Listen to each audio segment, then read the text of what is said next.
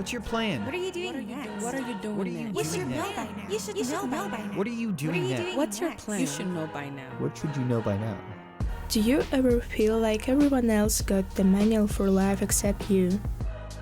Your 20s aren't a straight line. They're messy, uncertain, quietly overwhelming. This is Lost in Your 20s, a podcast about uncertainty, identity, and real stories from people learning how to live, not to survive.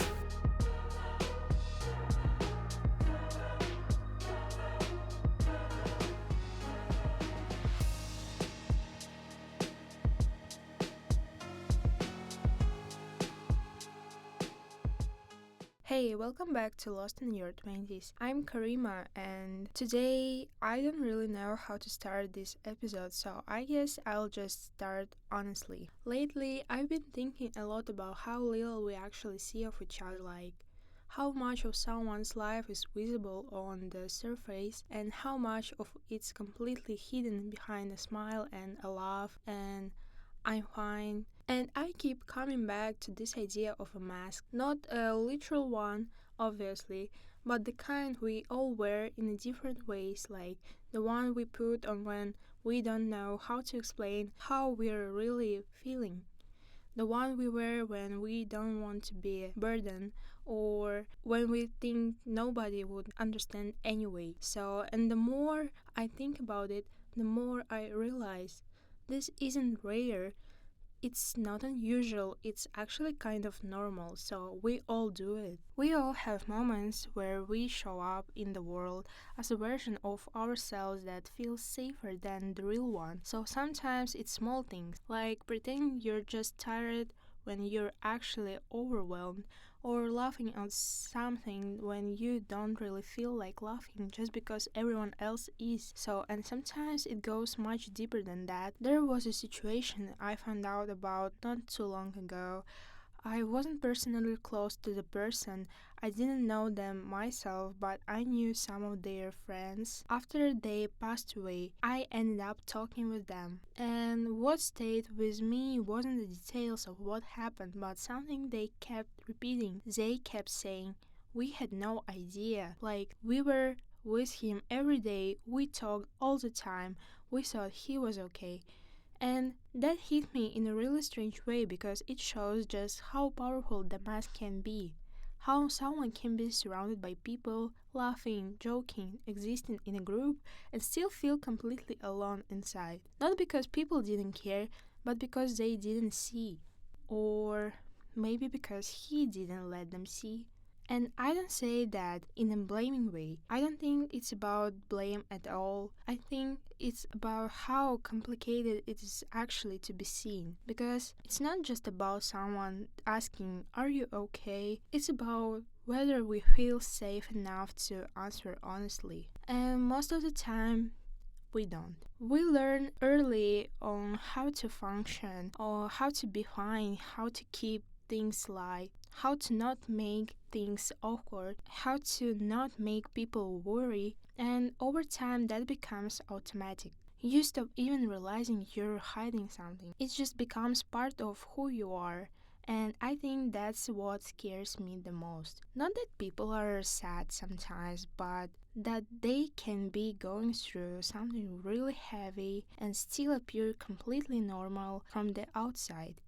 You can sit next to someone in class, talk to them every day, see their Instagram stories, hear them laugh in the hallway, and still have no idea what's happening in their head at 3 a.m. when everything is quiet. And I think we underestimate that silence a lot because silence can look like peace from the outside, but internally it can feel very different. I keep thinking about the friends I mentioned earlier, how they described him. They didn't talk about warning signs or anything obvious. They just kept saying he was normal, he was funny, he was there, and I believe them. I really do. Because that's the thing about masks. They work. They're designed to work. They don't sleep in obvious ways most of the time. They don't always fall off in front of the other people, and sometimes they stay perfectly in place until something irreversible happens. And after that, everyone starts replaying memories, looking for meaning in small moments we didn't see important at the time. But was there something we missed? That joke he made, did it mean something else? Why didn't we notice? But the truth is, we can't live like that. We can't turn every conversation into an investigation. We can't assume every smile is hiding something tragic. That's not realistic, but maybe what we can do is create more space for honesty. Even small spaces like moments where it's actually okay to say, I'm not okay, without feeling like you've broken some unspoken rule. Because I think a lot of people don't hide because they want to, but they hide because it feels easier than explaining something they don't even fully understand themselves. Sometimes feelings aren't clear. Sometimes there's no perfect sentence for what's happening inside you. So you just say nothing. And I don't think that makes someone weak. I think it makes them human. And I also think we need to talk more about how loneliness doesn't always look like being alone. You can be surrounded by people and still feel completely disconnected. And that's something I've been trying to understand better myself, because I've had moments where I've been around friends, laughing, talking, doing everything normal, and still felt like there was something I couldn't quite translate into words. Not necessarily sadness, not necessarily anything dramatic, just distance from myself, from others, and from everything a little bit. And I think a lot of people would recognize that feeling if they slow down enough to notice it. So, which brings me back to the idea of masks again. Maybe the goal isn't to never wear them, but maybe we all will in some situations. Maybe the important part is knowing when we are wearing one and making sure there are at least a few people in our lives where we don't have to.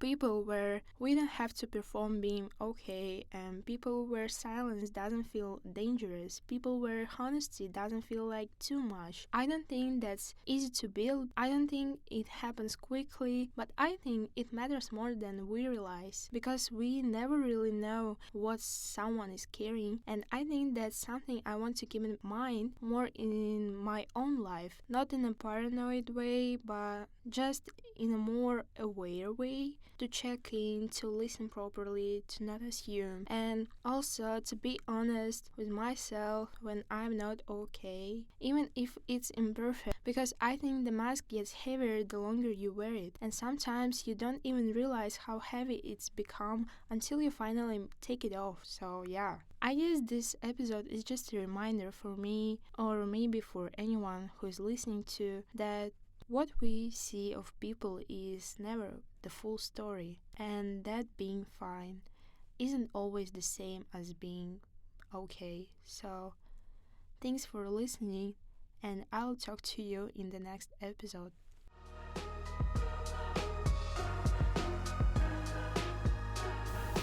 You've been listening to Lost in Your 20s, honest conversations about growth, doubt, and becoming. If you're still finding your way, you're not alone.